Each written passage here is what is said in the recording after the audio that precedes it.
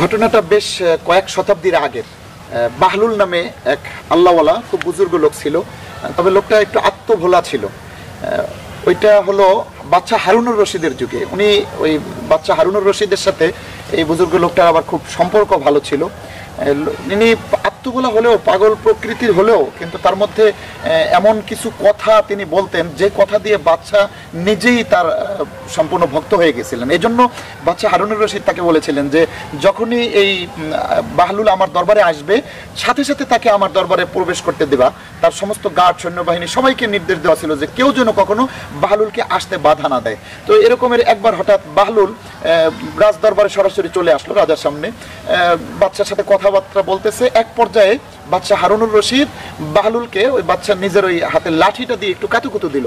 কাতুকুতু দেওয়ার পরে বাদশা বলল যে বাহলুল, আপনাকে এই লাঠিটা আমি দিয়ে দিলাম একটা আমানত হিসেবে। সেটা হলো যে আপনি যদি আপনার চেয়ে কোনো হাবাগোবা কোনো লোককে পান, কোনো বোকা লোককে পান, তখন এই লাঠিটা তাকে দিয়ে দিবেন। অর্থাৎ বাদশার উদ্দেশ্য হলো যে এই বাহলুলকে সবচেয়ে হাবাগোবা লোক হিসেবে তাকে উপস্থাপন করেছেন বা আখ্যায়িত করেছেন। তো বাহলুল ওই লাঠিটা সে নিজে নিয়ে নিলেন এবং সে ওই লাঠি নিয়ে চলে গেলেন। এভাবে কয়েক বছর কেটে গেল। দীর্ঘ অনেক বছর পর হঠাৎ একদিন বাদশা খুব অসুস্থ হয়ে পড়ছেন, প্রচণ্ড অসুস্থ, চিকিৎসা দেওয়া হচ্ছে, কিন্তু তিনি সেরে উঠছেন না। তো বাহলুল এই অবস্থা দেখে বাদশার কাছে চলে আসলেন বাদশাকে দেখার জন্য। এসে দেখেন বাদশা খুব অসুস্থ। তো বাদশার সাথে কথা পর্যায়ে বাদশা হারুনুর রশিদ বলতেছেন যে বাহলুল, আমার সফরের সময় খুব নিকটবর্তী হয়ে গেছে। বাহলুল জিজ্ঞেস করলেন, মহারাজ আমিরুল মুমিনিন, আপনি কোথায় সফরে যাচ্ছেন? বলে যে আমি আসলে আমার জীবনের শেষ প্রান্তে চলে এসেছি, আমি আখিরাতের সফরে যাচ্ছি। তো বাহলুল এবার বলতেছেন, আপনার সফরে কতদিন পরে আবার আসবেন? বাদশা বলতেছে, আরে আপনি এইভাবে কথা বলেন বোকার মতো, এই সফর থেকে তো আর আসে না কেউ, এখানে যায় এই আর ফিরে আসা যায় না।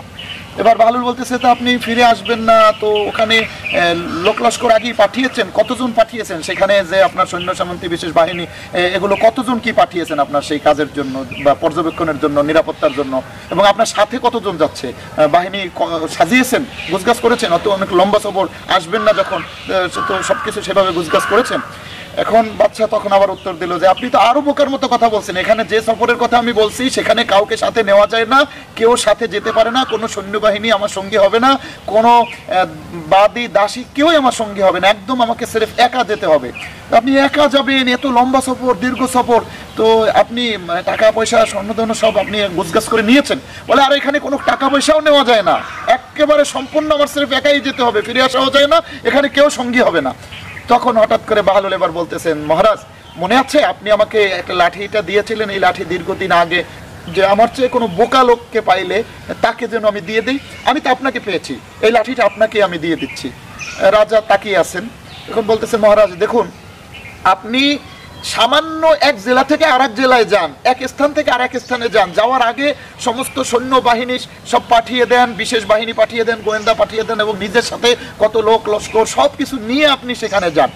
আর এখন আপনি অনন্তকালের জন্য যাচ্ছেন বলছেন, দীর্ঘদিনের সফরে যাচ্ছেন, সেখানের জন্য আপনি কিছুই নিলেন না, সেখানের জন্য আপনার সাথে কিছু যাচ্ছে না, কিছু নিতেই পারছেন না, তাহলে তো আপনাকেই আমি বোকা বলবো। তো সামান্য সফরে যদি আপনার এত কিছু প্রস্তুতি দরকার হয়, অনন্তকালের সফরে প্রস্তুতিটা এবং সৈন্য সামন্তী সবকিছু বেশি দরকার ছিল না? তখন বাদশা এই কথা শুনে কেঁদে ফেললেন এবং সে বললেন, হ্যাঁ আসলেই আমি ভুল করেছি, আমার বাদশাহীটাকে আমি বড় করে দেখেছি, কিন্তু আমি অনন্তকালের সফরের জন্য সেভাবে প্রস্তুতি নেই। আসলে আমার সেই অনন্তকালের সফরে যে আমি এখন যাচ্ছি, এই অনন্তকালের সফরটা তো এটা অনেক লম্বা সফর, দীর্ঘ সফর, এখানে তো আমার উচিত ছিল যে সেখানের জন্যই আমার গোটা জিন্দগির প্রস্তুতি নেওয়া, কিন্তু আমি প্রস্তুতি নিলাম সবসময় আমার এই বাদশাহী রক্ষা করার জন্য, আমি আসলেই ভুল করে ফেলেছি। এই কথা বলে বাদশা রোনাজারি শুরু করে দিলেন। অতএব এখন আজকে যারা আমাদের মন্ত্রী, মিনিস্টার, এমপি, প্রেসিডেন্ট, তাদের জন্য, বড় ধনী ব্যক্তি আছে, তাদের জন্য কিন্তু এইটা অনেক বড় শিক্ষণীয় একটি ঘটনা, যে আমরা অনন্তকালের সফর আমাদের সামনে, দীর্ঘকালের সফর আমাদের সামনে, আমরা যে কোনো সময় সেখানে যাব, সেখানে কিছুই নিতে পারছি না, অথচ 2-1 দিনের জন্য আমরা কত না ব্যস্ত আছি। আল্লাহ আমাদেরকে বোঝার তৌফিক দান।